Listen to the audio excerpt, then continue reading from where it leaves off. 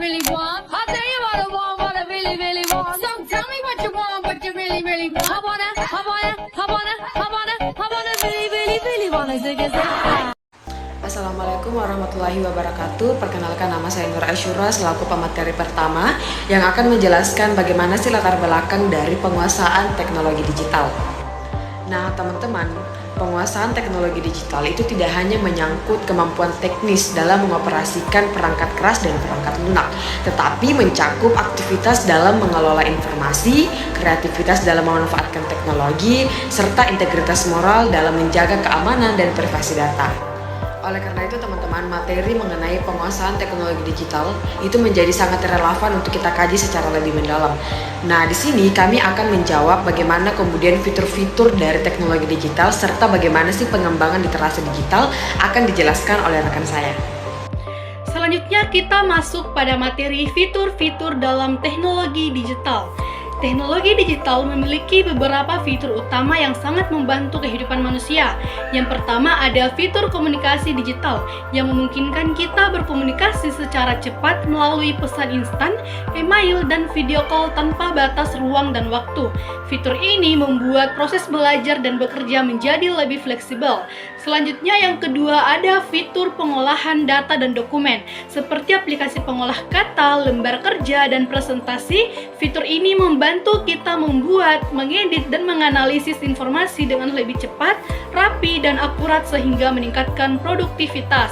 Selanjutnya yang ketiga, fitur multimedia yang menggabungkan teks, gambar, audio, dan video dalam satu platform.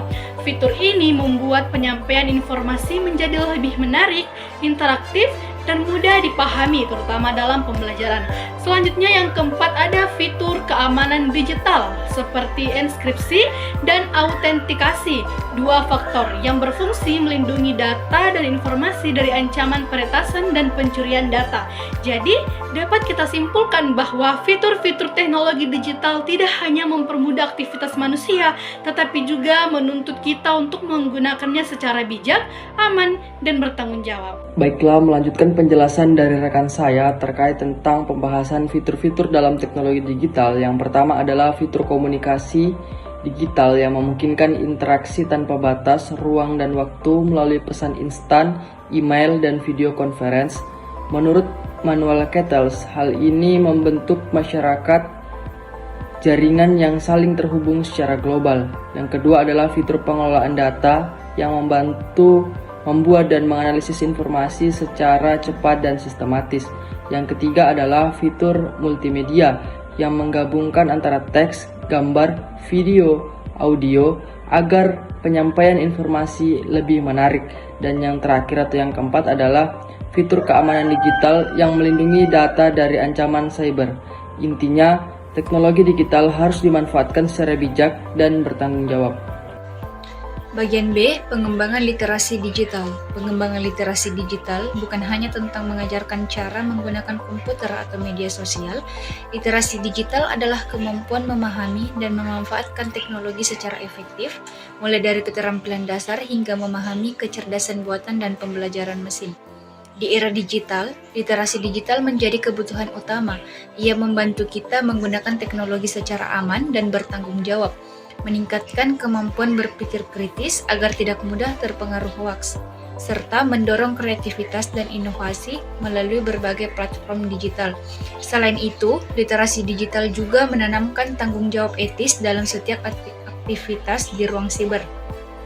Hari ini kita hidup dalam ekosistem hibrida, di mana dunia nyata dan virtual menyatu. Tanpa kesadaran kritis, kita mudah terjebak dalam ruang gemah yang mempersempit cara pandang kita. Karena itu, pengembangan literasi digital harus diarahkan pada pembentukan kedaulatan berpikir agar manusia tetap menjadi subjek yang sadar, efektif, dan bijaksana di tengah arus informasi yang begitu deras.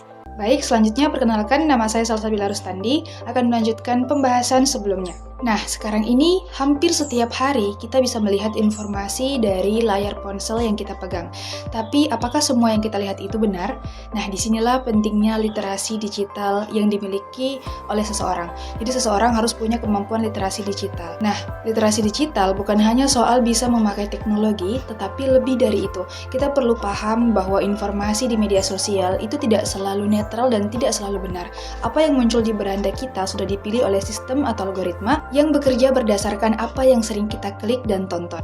Nah, masalahnya, sekarang ada juga teknologi seperti deepfake yang bisa memalsukan wajah dan juga bisa memalsukan suara sehingga terlihat nyata. Kalau kita tidak berhati-hati, kita bisa percaya pada informasi yang sebenarnya tidak benar.